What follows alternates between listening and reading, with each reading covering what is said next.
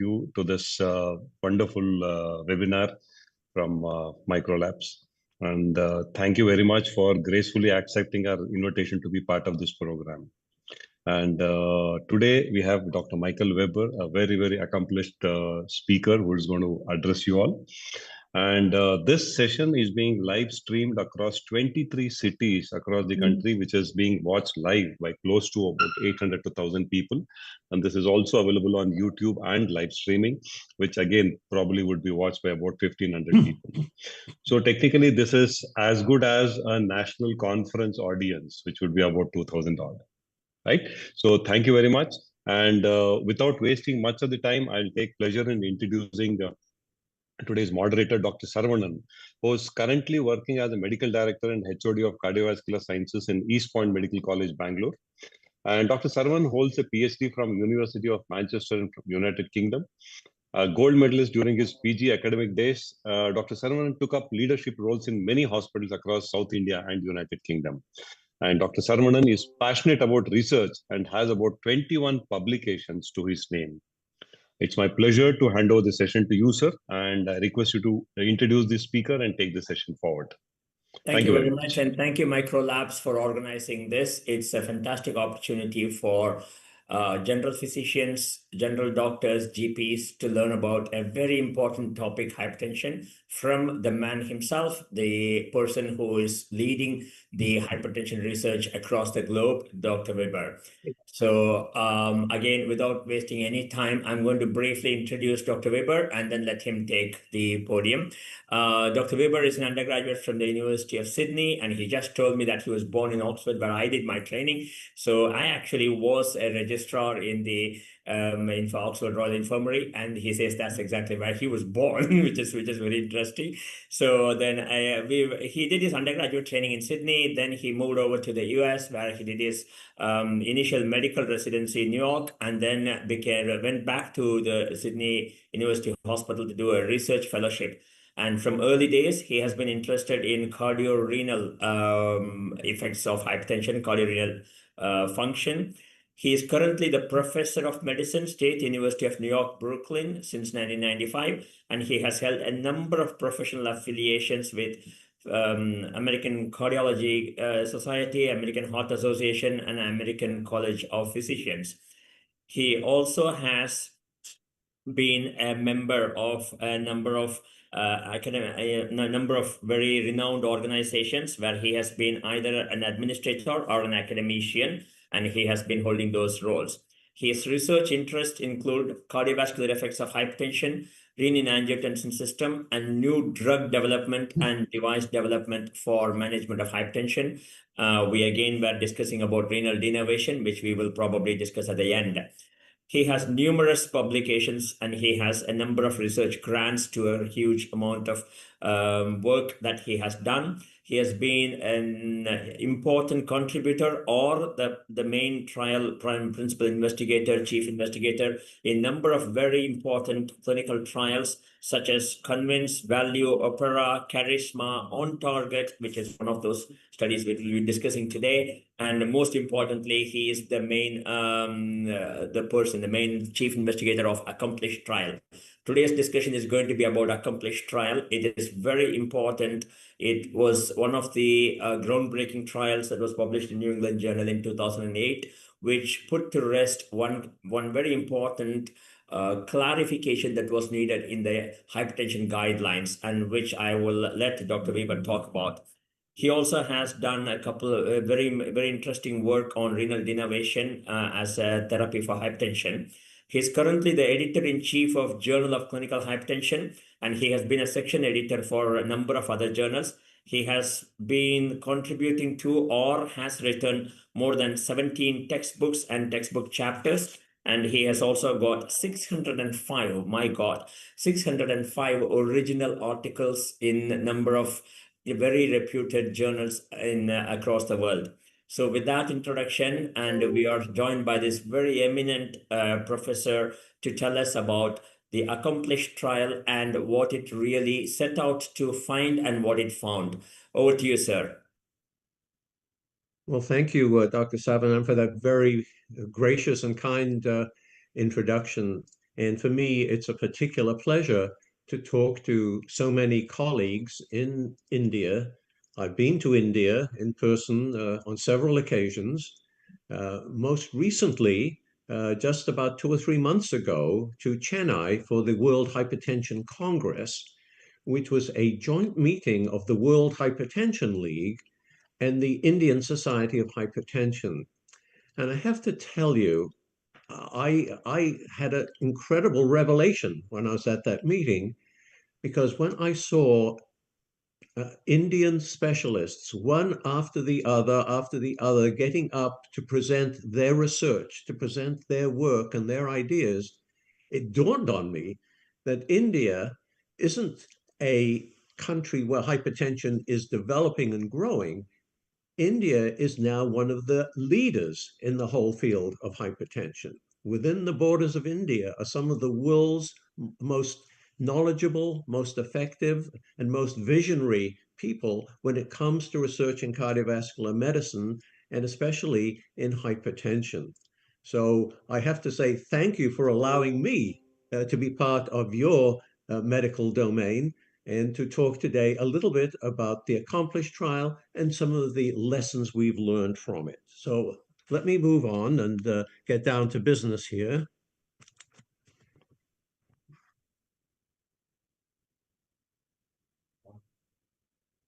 Well, I'm not getting down to business too quick. There we go. In the United States, things are not going well as far as hypertension is concerned. If you look at the left, you can see that the percentage of patients whose blood pressure was controlled, and by the way, control when this study was done was getting to less than 140/90, you can see that from about the year 2000 to about the year 2010, 2012, we were improving. We were going up from about 35% to over 50% of our patients being under control. But for the last few years, and this began before COVID, so we can't blame COVID for this, for the last few years, things are deteriorating. And that is, to me, very frightening. And by the way, the current guidelines here in the United States and in much of the world now say it's best to get down to a systolic less than 130 rather than 140. And if we use that criterion, which has been part of our guidelines in the States now for 7 or 8 years, only 25% of our hypertensive patients are under control. And it's not just a little technicality. I don't want to waste time on this study that came from the American College of Cardiology meetings last year, but mortality rates among hypertensive patients are increasing. So it's not just that blood pressure isn't being as well controlled as it should be. The consequences of hypertension, strokes, heart attacks, heart failure, kidney disease, are all increasing thanks to our inability as a nation to get blood pressure under control. And of course, as I'm saying this, you're all recognizing that the same problem is happening worldwide, of course, and in India. And these are fairly recent data. I suspect they're already a little bit out of date, but you can see that in India, only about 30% of people with hypertension know they have hypertension. I suspect that number has improved a little bit over the last 2 or 3 years when this survey was done. Of those who know they've got hypertension, about half or a little over half are on treatment. And the good news is, at least those who are on treatment, most of them seem to have their blood pressure under control. So once a doctor gets hold of a patient in India and is treating the hypertension, the results are good. But the problem is getting that patient to the doctor and getting the treatment underway. And this is a big public health issue that in every country of the world, we have to work hard to deal with. Why, when we try and treat hypertension, do we get such poor control? Well, two big reasons. First of all, patients themselves often do not like taking pills, often do not like taking medications, and maybe other reasons as well, but there is so-called poor adherence to treatment. In other words, we write a prescription, patient may even pick up the medications from the pharmacy, the chemist shop, but many of them, after a while, stop taking them. After all, hypertension doesn't have symptoms, they somehow forget about it. And I can't only blame patients, because a lot of clinicians will start treating hypertension. They do not get a particularly good result. And instead of being more aggressive and pushing harder, they find all sorts of excuses why the patient's blood pressure isn't under control. And they put off making a decision to move to the next level of treatment. A big problem indeed. This is just one study based on, what is it, 1, 2, 3, 4, 5, 6, 7, 8, 9 different trials, making the point that when you look at populations of people who are being treated for hypertension and ask why their blood pressure is not under control, in over half of them, it's because they are not taking completely the medications they should be taking. And in a number of cases, they're taking no medications at all. And it's stunning the number of doctors who think their patient is taking 2, 3, even 4 medicines for the hypertension. They can't understand why, after 3 or 4 medicines, they're not making progress. The patient isn't taking them. So again, we have to find ways of communicating with our patients to get them to better understand and do a better job of managing their own blood pressure. And one of the main things, of course, is if we can only get people to measure their own blood pressures at home, making them aware that their blood pressure is high and dangerously high, that may very well be the incentive they need to start getting more serious about taking their medicines. And just one quick thing about why we think people are not doing as good a job as they might. This is a very important study which showed it doesn't matter what sort of drug you're on, thiazide, beta blocker, ACE inhibitor, doesn't matter what, CCB, if you don't get a good blood pressure result when you start the treatment with the first pill, a lot of doctors will say, all right, I'll double the dose. But that's not very effective. And those little orange lines show that you don't get much benefit from doubling the dose. The blue lines show you get a huge benefit if you add a different drug, which is why now all the guidelines say, if possible, start out with a 2-drug combination, or at very least move as quickly as possible to a 2-drug combination, because that will get you a much better blood pressure result and keep things nice and simple. 2 medicines in 1 pill, that is, in a nutshell, the solution that the guidelines all talk about. And this is just a list of all the guidelines that have said, including the Indian Society of Hypertension guideline, you see, all of them are in agreement. Start off, if possible, with a 2-drug combination, because that will get you off to a very good start. And for many people, that's all they're going to need. Patients will be happy, we'll all be happy. This is just one example of a guideline. This is the European guideline. I like it. It says start off with a 2-drug combination, an ACE inhibitor, or preferably an angiotensin receptor blocker, because you get fewer side effects. We find that patients tolerate ARBs a bit better than ACE inhibitors, and combine it with a calcium blocker or diuretic. And notice the sequence. They really like the ARB and CCB combination.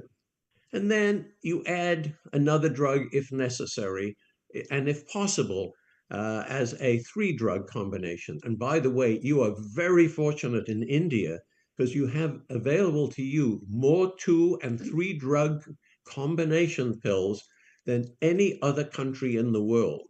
In the United States, we have really a very small selection of combinations. In India, you have so many, and you're very fortunate. The work that Microlabs and some other companies have done really has focused on making it so easy to control most hypertension with just one pill a day. Okay, if we're going to get into using two drug combinations, what are the best combinations to use? All of these drug combinations that reduce blood pressure, do they all have the same effects on what we're really trying to do, which is to prevent cardiovascular events, heart attacks, heart failure, strokes, and kidney outcomes? And that's a very important question. And here is a stunning study, goes back now many years to 2005. It shocked everybody in the field of hypertension because we at that time had come to the conclusion, or at least the guidelines had come to the conclusion, that the best treatment, the best two drug combination treatment, was a beta blocker combined with a diuretic.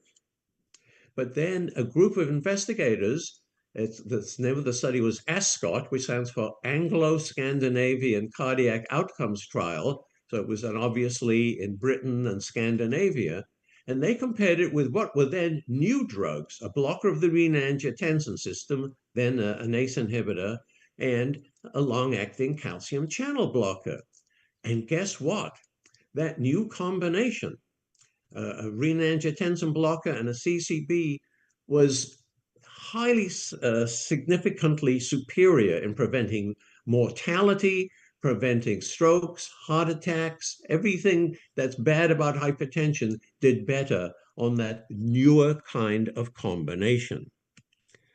And so, having seen these results, and we came to the conclusion, as I just said, that the combination of a beta blocker and a diuretic was inferior. There's nothing wrong with it, but it would be far better to use the newer combination of a calcium channel blocker with a blocker of the renin-angiotensin system. And moving along from that, we come to the ACCOMPLISH trial, which, as you heard, I was fortunate enough to be one of the leaders of that study. And the point of that was to compare the efficacy of a calcium channel blocker ACE inhibitor. Back then, we really didn't have ARBs as commonly available as they are now. Now we would have done the study with a calcium channel blocker and one of the angiotensin receptor blockers, but still we did it with an ACE inhibitor. How would that compare with the combination of an ACE inhibitor and a diuretic? Everyone back then agreed that you want to have something that blocks the renin-angiotensin system in a combination, but should it be a calcium blocker or a diuretic? And that was the basis of the question that we had when we started ACCOMPLISH. And so what we did was very simply, we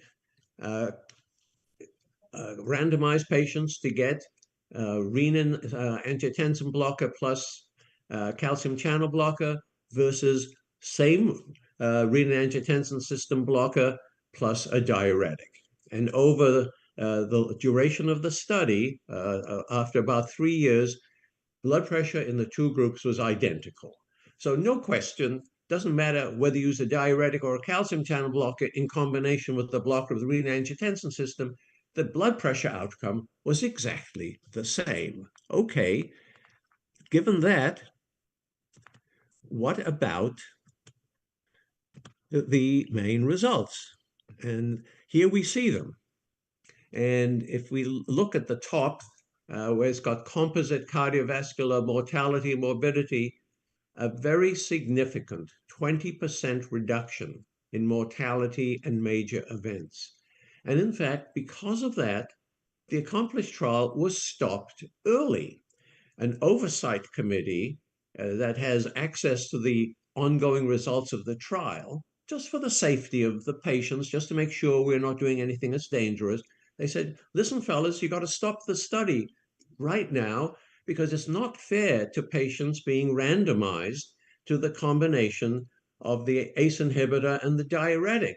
It's not as good as people getting the ACE inhibitor and the calcium channel blocker. It's not fair anymore. Stop the trial. Cardiovascular mortality significantly reduced. Non-fatal heart attacks significantly reduced. Strokes were reduced. hospitalization for unstable angina was reduced, and the need for coronary revascularization of PCIs also reduced. So a very dramatic finding. If you look at people at very high risk, and normally we think about diabetes, because as you all know, diabetes very commonly occurs along with high blood pressure. We could see that using the calcium channel blocker rather than the diuretic, if you look at the extreme left, in people who are not diabetic, clearly a very, very strong difference, a 20% reduction in major events. If we looked at everybody with diabetes, similarly, a very big, better than 20% reduction. And if we looked at high risk diabetes, people who have diabetes and high cholesterol and a history of previous cardiovascular events, an even bigger reduction. So the more sick the patient, the more high risk the patient, the better it is to use the calcium channel blocker combined with a block of the renin-angiotensin system. Here was another fascinating finding, which I kind of get a little bit of a kick out of, and that is, if you look at our patients in the ACCOMPLISH trial by how heavy they were, and here we're looking at people who have normal weight or normal BMI, which is less than 20 or up to 25, people who are overweight, which is a BMI between 25 and 30, and people who are obese, over 30. And guess what we found? If you look at obese patients, not too much difference between the blocker of the renin-angiotensin system combined with amlodipine versus hydrochlorothiazide. But guess what? As we moved down to people who were simply overweight, now it was very clearly better to use the calcium channel blocker. And if we go down to people who had normal weight, dramatically better than 40% better. In other words, diuretics are most effective in obese patients. And in India, I know you have a lot of obese patients, but most of your patients are not obese. Many of them are overweight, and many of them are not even overweight. And in those patients, unquestionably, you're far better off with a calcium channel blocker than a diuretic combined with a blocker of the renin-angiotensin system. And finally, when it comes to major outcomes, the kidney. And we published these data in Lancet. And again, the same story, which fascinated me. I was thrilled with it and surprised at the same time. Others have now confirmed this.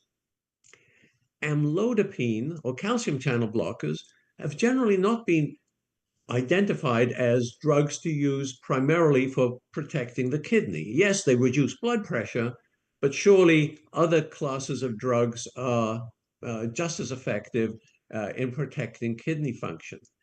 Well, guess what? That may be true, but when you combine the calcium channel blocker with an ACE inhibitor or an angiotensin receptor blocker, all of a sudden, the calcium channel blocker adds significantly to the benefit of treatment. And here we see, again, a dramatic reduction in kidney outcomes, doubling of creatinine or the need to go onto dialysis or look for a transplant.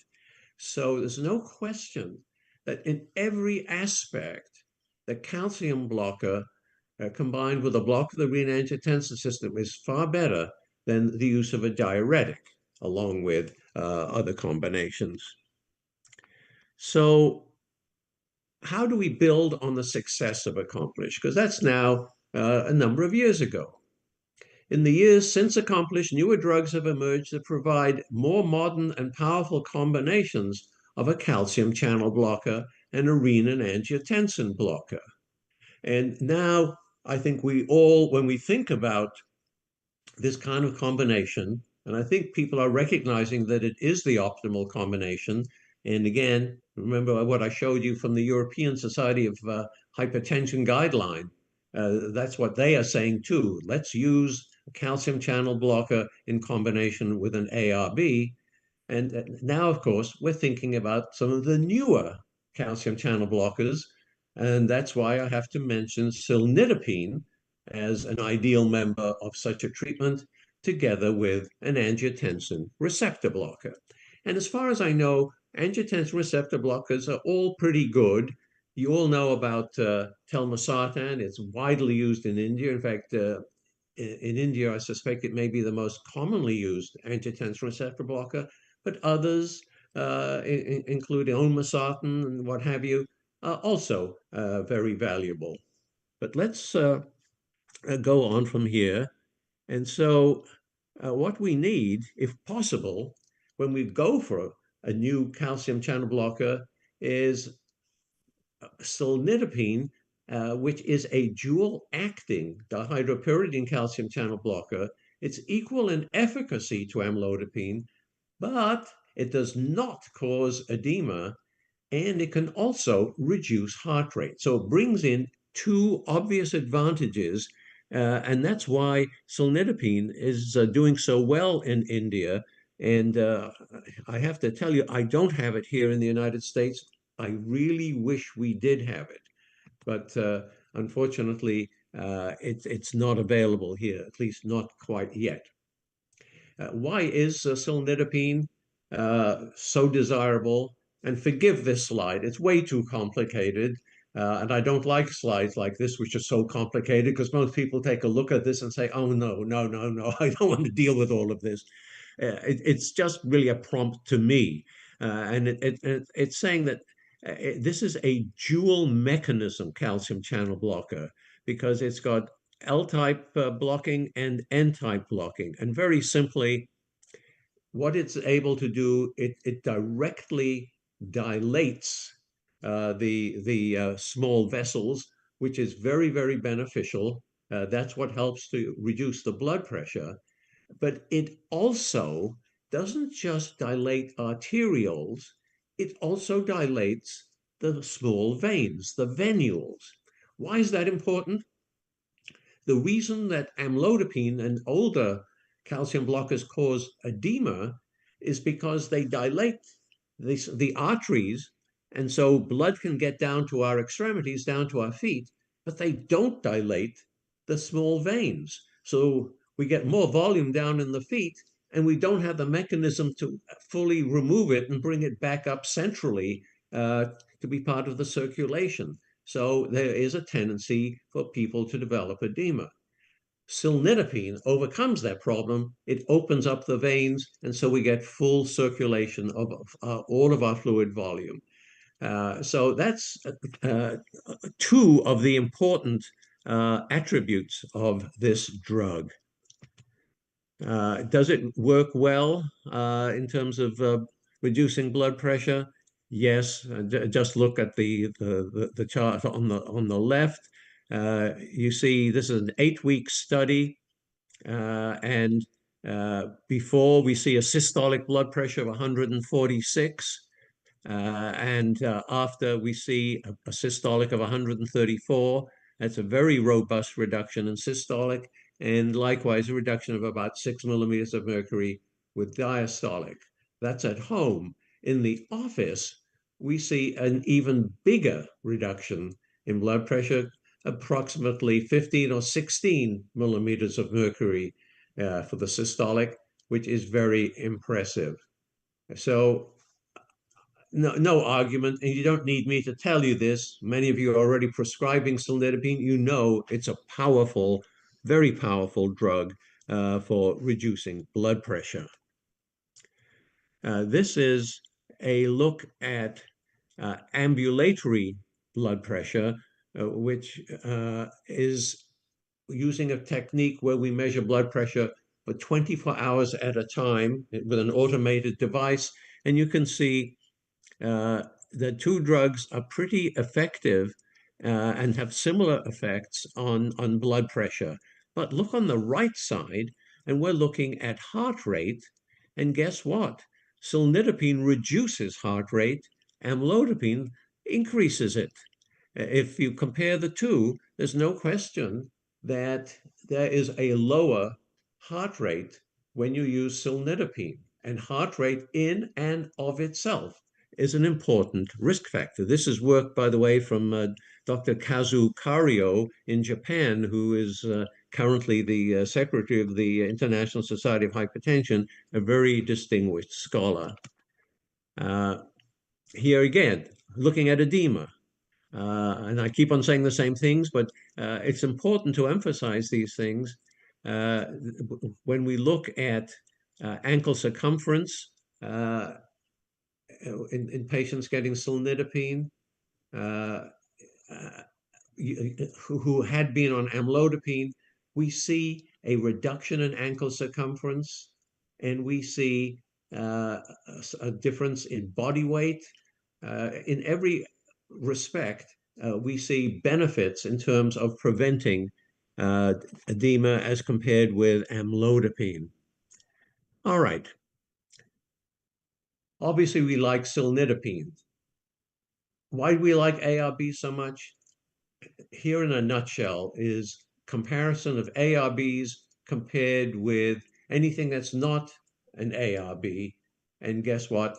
Everything shows to the left of the line of unity. In other words, compared with other drugs, stroke prevention, clearly established. Heart failure prevention, clearly established. Coronary heart disease, not quite significant, but virtually there. Major cardiovascular outcomes, heart attacks and so forth, again, clearly an advantage.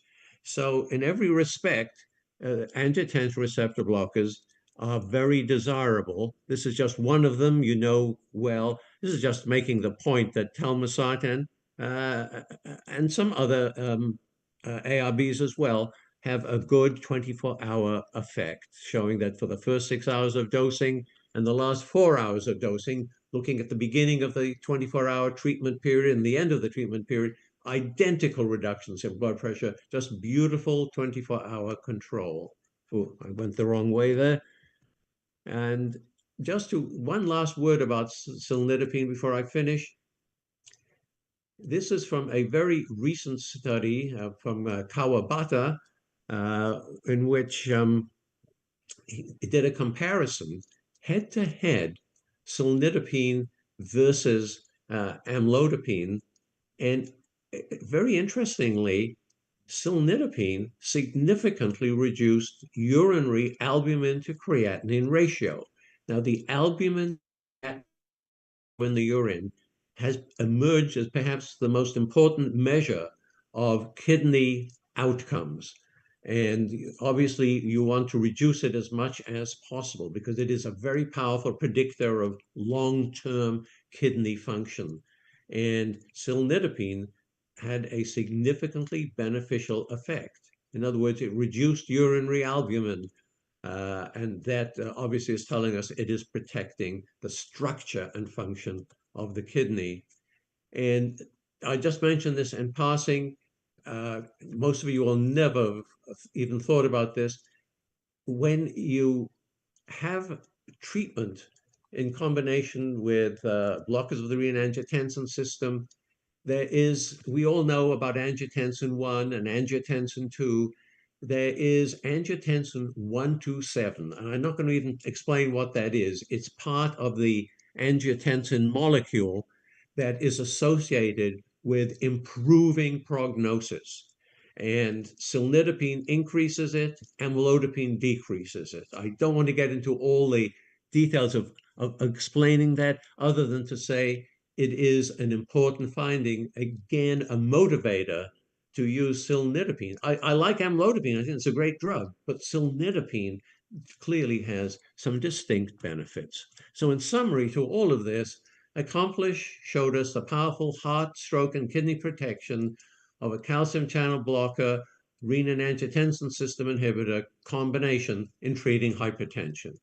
Cilnidipine's beneficial effects on heart rate, on edema, on critical components of the renin-angiotensin system adds further to its value as a calcium channel blocker, angiotensin receptor blocker combination.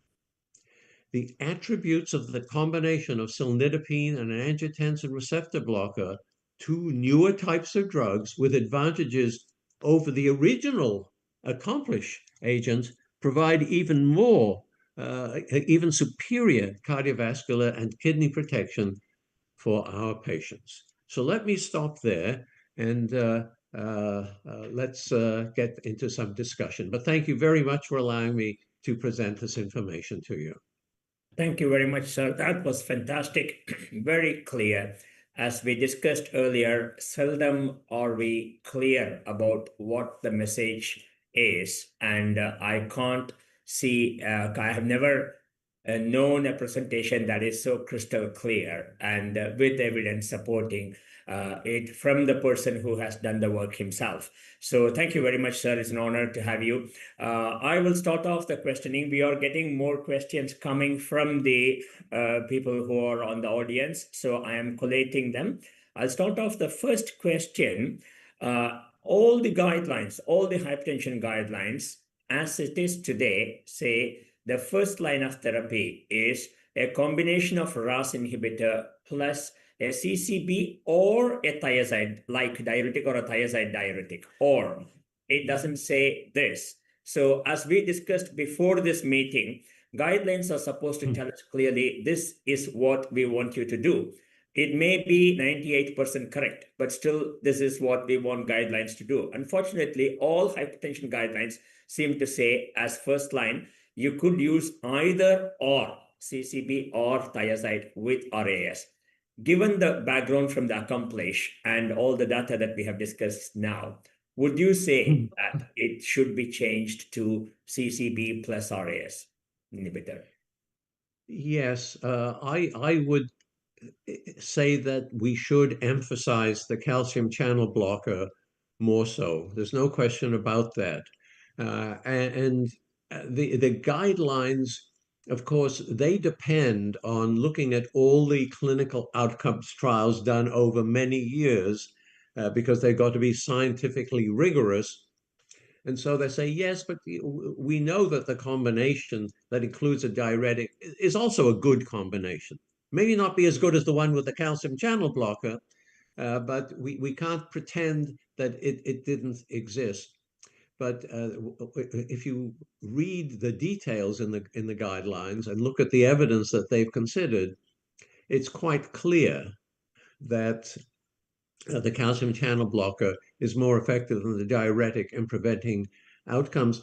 The other thing that goes on in guidelines committees, and I've been on guidelines committees, is someone on the committee will say, well, you know, a lot of doctors have grown up being told that diuretics should be part of the foundation of treating hypertension.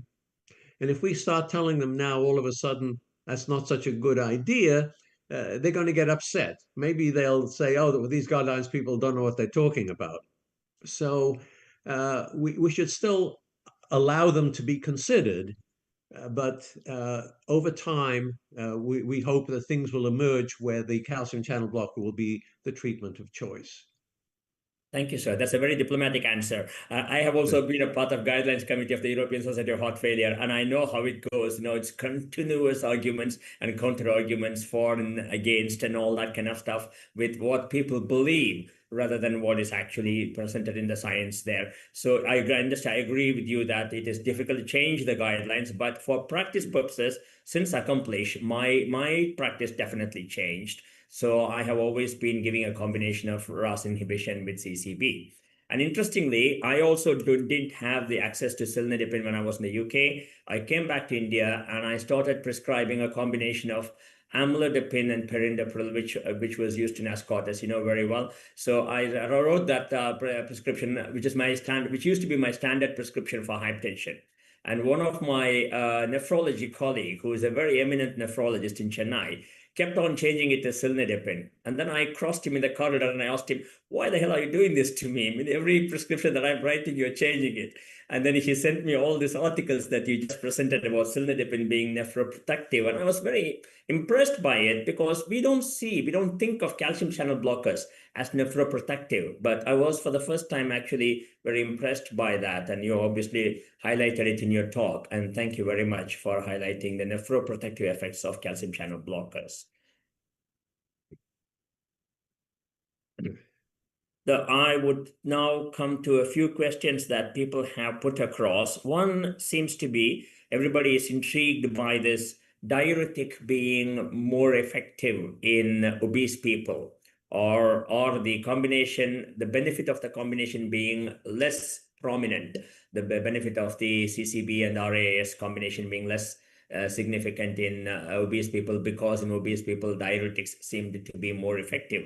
So one question from a doctor, from a physician from Trichy, Dr. Nambiraj, is that he's saying, are we actually putting obese people at a disadvantage by giving them a combination of RAS plus CCB? So should we give them a triple combination? Should we give them a RAS CCB diuretic combination so that they get the benefit of the RAS, benefit of the diuretic? Well, that slide I showed, as people have obviously figured out, yes, the diuretic is not very effective at all in people with normal weight. It's perhaps a bit better, but still not as good as a calcium channel blocker in people who are overweight. And there's not much difference in people who are obese. But if you look at that slide, even in obese people, even though the difference was not significant, the calcium channel blocker combination was still a little bit better than the combination with the diuretic. So even in obese patients, I still start off with a calcium channel blocker. But if the result is not optimal, then absolutely, and in many obese patients, it'll be necessary. Yes, by all means, cilnidipine plus the angiotensin receptor blocker plus the thiazide diuretic. Of course, that's the next logical step. But I would still start with a calcium channel blocker ARB combination. That'll work in a surprisingly large proportion of patients. And now I just love to keep things as simple as possible. I think doctors and patients get excited when you start off treatment with one pill a day. It works well. The patient says, oh, yeah, that's terrific. And the doctor is pleased. Everyone is happy about it. And when people have an encouraging result, I think it leads to much better long-term adherence to the treatment. So getting off to a good start is very important. But yes, I still always would start with a calcium channel blocker in preference to the diuretic, even in obese. Dr. Prabha from Mangalore is saying, you said cilnidipine is a fairly new molecule. Do we know about its long-term safety in use and in clinical use? And I cannot answer that as such because I have only been using cilnidipine for the last 3 to 4 years since I came back to India, roughly 5 years. Obviously, you said that it's not available in the US, sir. So in terms of cilnidipine and its long-term safety, whether it is safe to give cilnidipine long-term, your comments? Well, the registration studies and the early observations showed that it had a very strong safety profile. And I have heard of no information. I have seen no studies that have indicated there's any loss of efficacy or any unexpected adverse events that have emerged. I mean, calcium channel blockers have really been quite exceptional. I mean, for someone who's had a stroke, a calcium channel blocker makes a great deal of sense. Someone who's got coronary artery disease makes a great deal of sense. And in combination with a block of the renin-angiotensin system, it makes a great deal of sense. And I have not seen in any trial or any study with cilnidipine any evidence that would make me say, ooh, that's unexpected. That's something I didn't want to see. No, that has not occurred. I would defer to people from the company, from Microlabs, if they have any comment to make on that, perhaps later on. But as far as I know, and I'm pretty confident about saying this, there are no long-term safety issues as far as cilnidipine is concerned. Same here, sir. I have been using it for nearly 5 years now, and not even had a single patient having had to withdraw the drug due to safety concerns. So I think it's reasonably a safe drug. One question that has come through is if you're going to give once a day pill, when is the best time to give it? Is it at night or in the morning? It's a good question. It is a good question, and a recent trial explored that question. It's amazing. It took until 2025 to answer a question that people have been asking for decades. And they said there was no difference in terms of major outcomes. When I talk to my patients, I say, what is more convenient for you? What fits into your ritual? Now, it so happens, as is typical for most people of my age, I have high blood pressure. And I've always taken my high blood pressure pills in the evening. And why is that? Because it fits my personal regime. When I'm ready to go to bed, I like to go brush my teeth, and next to my toothbrush is my my bottles of pills. I take my medicines, and off I go. And my feeling is, if the medicine is going to work a bit quickly or something like that, I'm going to be lying down in any case. And I don't do it so much now. I wait until later in the day, but I used to get up early in the morning and go jogging or go to the gym and work out to try and keep fit and keep my weight under control. And I figured it's better not to take the blood pressure medicine just before I exercise. So I took it at night. Most of my patients kind of followed my example, but there's no difference. And some people like to take it in the morning with breakfast. Others like to take it in the evening with dinner. It doesn't seem to make any difference. That's very interesting, sir. Now, the people in the audience are going to have two contradicting perspective about this from two cardiologists. One is yourself, and the other is myself.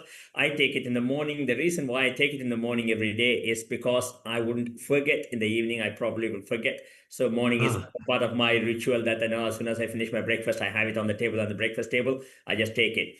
The other reason I take it is, and my feeling, my reasoning behind doing that is, during the day, being an interventional cardiologist, my life is fairly stressful and I need to be running around quite a lot. And if I do a midday blood pressure check, and when I take my pill in the morning versus the evening, I find that when I take it in the morning, my midday blood pressure seems to be very well controlled. And the other way around is not the case. So that is one of the reasons why I stuck to the morning. So I think there is no correct or wrong way of doing this. It's what is best for your patients is. One of the reasons I also started taking at night, I also started taking a statin, a torvastatin, and in the early days of the statins, it seemed to be important to take them at night. That was the recommended regimen. So I figured if I was going to take my statin at night, I might as well also take my blood pressure medicine at night, and that's how I got into that habit. But now it doesn't seem to matter much with the statins when you take them. So you're absolutely right. And you made the right decision for you. I made the right decision for me. And I think the right decision for our patients is whatever they can do that's going to be most reliable. That's the only criterion. Good. The same doctor, Dr. Krishna Chetty, is also asking another very interesting question, which is BP variability is a common feature, and particularly in Indian patients where lifestyle is fairly stressful in India. As you're aware, increasingly it's getting more and more stressful, even though we are becoming economically a superpower. Stress levels are phenomenally high. So he is asking, when is the best time to measure blood pressure to see how good is the control? Well, that is a terrific question. And a few years ago, before I became quite as realistic as I am now, I would say the ideal way to measure blood pressure is with ambulatory blood pressure monitoring. But that's a very academic answer, because yes, I can do it on some of my patients because I have some of those devices in my office, but almost nobody else does. And certainly primary care doctors who are treating 95% of our people with hypertension, they don't have that sort of technology. So the second best way of doing it, and it's much more practical, is to have patients measure their own blood pressure. And I'm a big supporter of that. And here in the States, you can buy a pretty reliable blood pressure home device, which is very easy to use. You don't use stethoscopes anymore. It's all these oscillometric devices. All you have to do is stick your arm in a cuff, press a button, and it measures the blood pressure. Um, I like home blood pressure monitoring, and it's not expensive, by the way. I mean, here in the States, I can get it for $30. I suspect in India you could get it for even less than that. It should not be unaffordable. And what I love about that is you can say to the patient, check your pressure in the morning, check your pressure in the evening, and let's see if you do have reasonably good control of blood pressure over the course of the day. But to me, the real advantage of measuring blood pressure at home is that if the pressure looks a bit high, it's a reminder to the patient, for goodness sake, don't forget to take the pills, don't forget to take the medicine. And you get much better. We know now from clinical studies, if people measure the pressure at home, they not only get better blood pressure results, but guess what? They have fewer cardiovascular outcomes. It's as simple as that. It's really so the best time to measure blood pressure is probably in the morning, probably and as well in the evening, and that's easy to do at home. It takes what, 2 minutes to do the whole thing, and I'm a bit I guess like a lot of doctors, a little bit detail oriented. I always write down things when I measure them, and sometimes it's nice to look at a list of your blood pressures over the last couple of weeks and see that yes, the occasional high one, but for the most part, if you look down this list, they look pretty decent, and I'm happy with where I am. Or you know what? A lot of them are a bit on the high side. Maybe I got to go and talk to the doctor about getting the treatment adjusted in some way. Good. My advice to patients when they ask me is, first, as you said, buy one machine. It's only $15 in India, and equivalent of $15 in India. We get a very good Omron machine, fairly reliable ones. So I say buy one straight away because it's a good investment. I then say, do first thing in the morning when you wake up, go to your toilet, brush your teeth, do everything, come sit down, check your blood pressure, which you could call it as your basal blood pressure. You have just woken up. So then do another one when you come back from work, because that's probably when you're going to be at your most stressed situation. As soon as you enter into the house, when you come back from work, sit down in a chair, comfortable, make yourself comfortable, check your blood pressure after 3 to 5 minutes of resting on a chair, check your BP. If you can do a few more BPs between that and going to bed or in the daytime, great. Otherwise, at least these two values.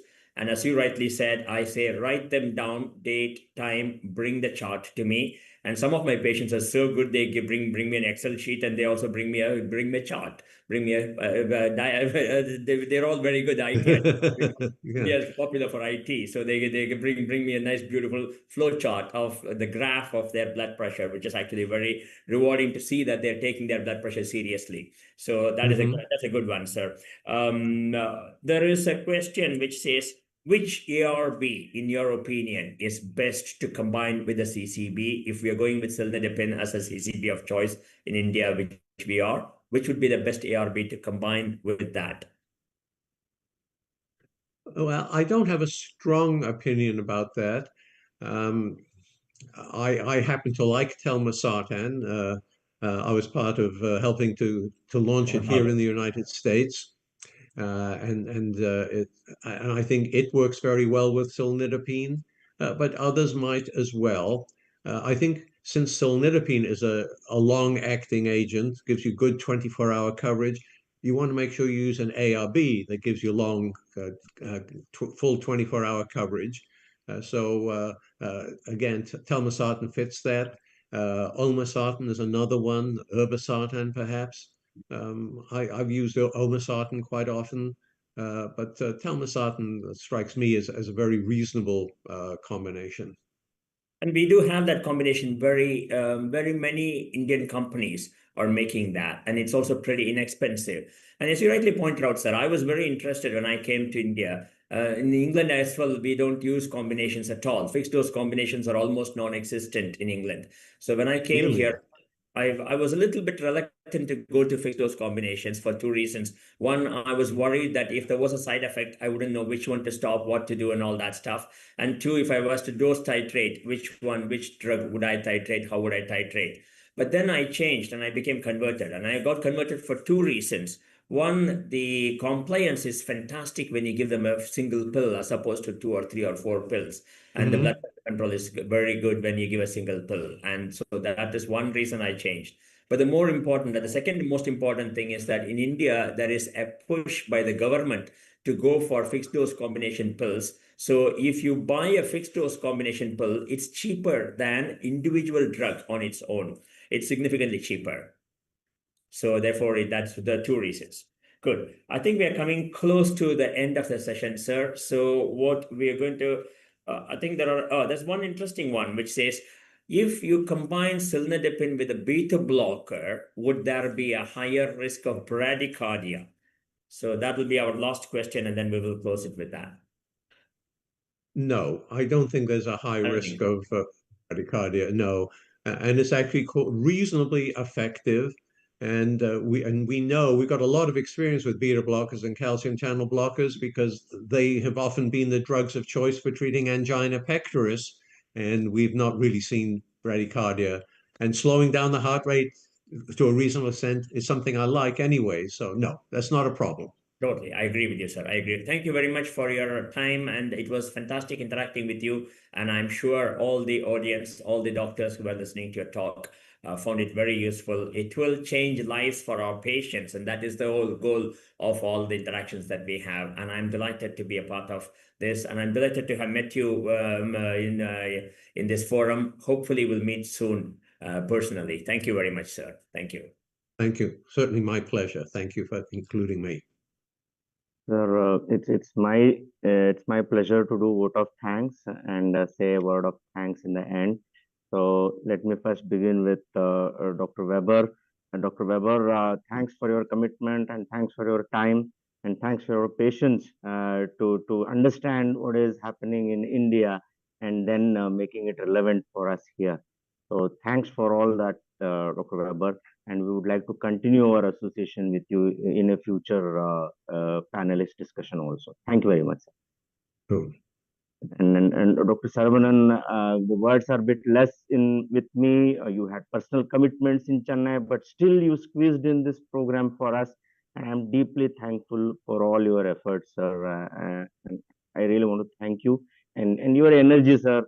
You always give us that energy to conduct these kind of programs again and again. So thank you, Dr. Saravanan. And as I connect with my colleagues on information, as of now, there are around 2,200 doctors listening to this conversation, sir. And they all have given their time on a Saturday evening for this conversation. And I want to thank the physician community as Microlabs is committed to reduce the cardiovascular morbidity and mortality with their antihypertensive portfolio. So Samak, sir. Thank you very much. And after this, we are handing over the session to the local speakers and moderators to continue their discussion and deliberation at the local level, because we have close to 30 to 40 delegates sitting in each location. They would definitely have some kind of the questions probably which they want to clarify. And we have eminent speakers waiting there to take over the session. So thank you very much. Thanks, Dr. Weber. Thanks, Dr. Saravanan. And it was lovely having both of you. And now we hand over the session to the local moderators and close this live streaming. Thank you. Thank you, Microlabs. Thank you, all the audience. Thank you very much for joining us. Thank Pleasure, you. sir. Thank you very much. Nice having you.